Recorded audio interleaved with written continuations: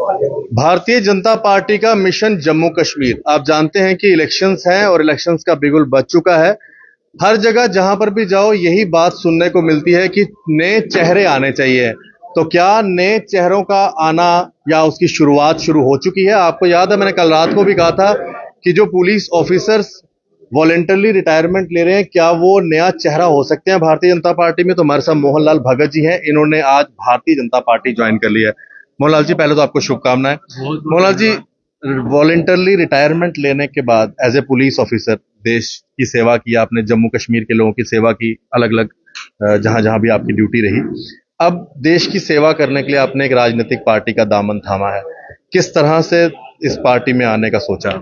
देखिए, आपने मेरे डिपार्टमेंट की बात की, जिससे मैं कल ही सेवानिवृत्त हुआ हूं, पुलिस डिपार्टमेंट।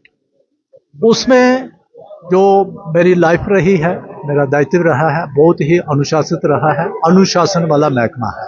अब भारतीय जनता पार्टी की बात करते हैं। भारतीय जनता पार्टी एक विचारधारा है। ये एक ऐसी पार्टी है, मैं कहता हूं सिर्फ भारतीय जनता पार्टी ही ऐसी पार्टी है जिसमें अनुशासन जो है वो आला दर्जे का है, हाईएस्ट लेवल का है।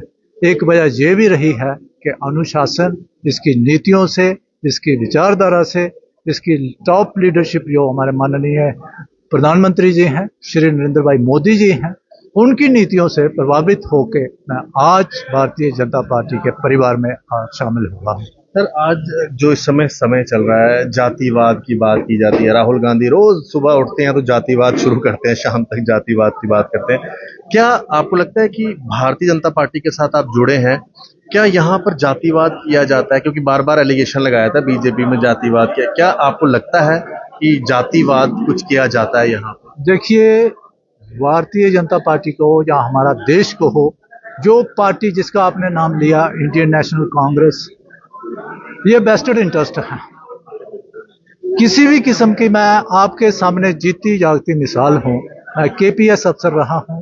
तमाम किस्म की जो रिस्पॉन्सिबिलिटीज हैं मुझे मिली हैं, जगह जगह पे मैंने जिले भी किए हैं और गवर्नमेंट ने टाइम टू टाइम मुझे सुशोभित भी किया है, जिनको आप पदक कहते हैं या सम्मान कहते हैं, वो सारे दिए हूं। आज तक मुझे नहीं लगा कि कहीं पे कहीं डिस्क्रिमिनेशन हुई है। मैं उस समाज से बिलोंग करता हूं, दलित समाज से आता हूं, डिप्राइव्ड क्लासेस से आता हूं, लेकिन आपके सामने ही आप साथ साथ रहे हैं, मुझे नहीं लगा कि कहीं पे डिस्क्रिमिनेशन हुई है। ऐसी कोई बात नहीं। ये सिर्फ समाज में भ्रांतियां फैलाई जा रही हैं उनके अपने वेस्टेड इंटरेस्ट के लिए। मोहनलाल जी, आप पुलिस का हिस्सा रहे हैं, बहुत बड़ा महकमा है, डिसिप्लिन हमारी जम्मू कश्मीर पुलिस पूरे इंडिया में मानी जाती है। यहाँ पर और भी पार्टियां रही जो सरकारों में रही।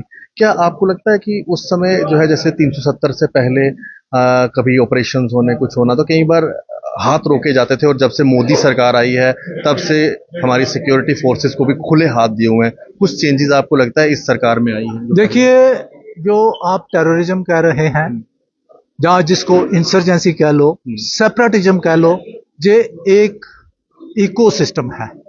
इसमें बहुत सारे एस्पेक्ट्स हैं। इसके लिए पॉलिसीज चाहिए होती हैं, स्ट्रॉन्ग पॉलिसीज चाहिए होती हैं।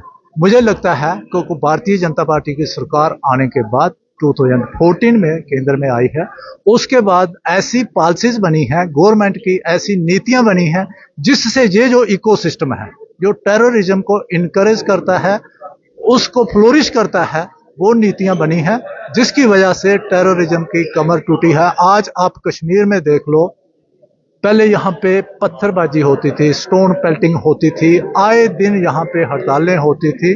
गवर्नमेंट्स जो उस समय की जो भी रही हों, वो डिफेंसिव होती थी।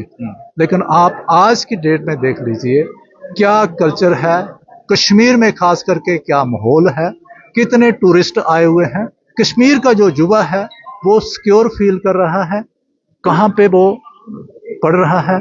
और अगर कश्मीर के शहर की बात करें, श्रीनगर शहर की, डल लेक एक मेजर डेस्टिनेशन है, वहां पे आप देखें रात के 12 बजे भी, 1 बजे भी, आप यूं कह सकते हैं कि थ्रू आउट नाइट टूरिस्ट जो है बेखौफ होके घूम रहे हैं, सेल्फियां ले रहे हैं, शिकारा राइड्स ले रहे हैं। गांधी 10:30 बजे घूम रहे हैं। यस, वो चेंज आई है, वो कहीं ना कहीं रातों रात नहीं आई है, वो नीतियों की वजह से आई है। एक इंडिविजुअल एक्ट की वजह से चेंज नहीं आती है।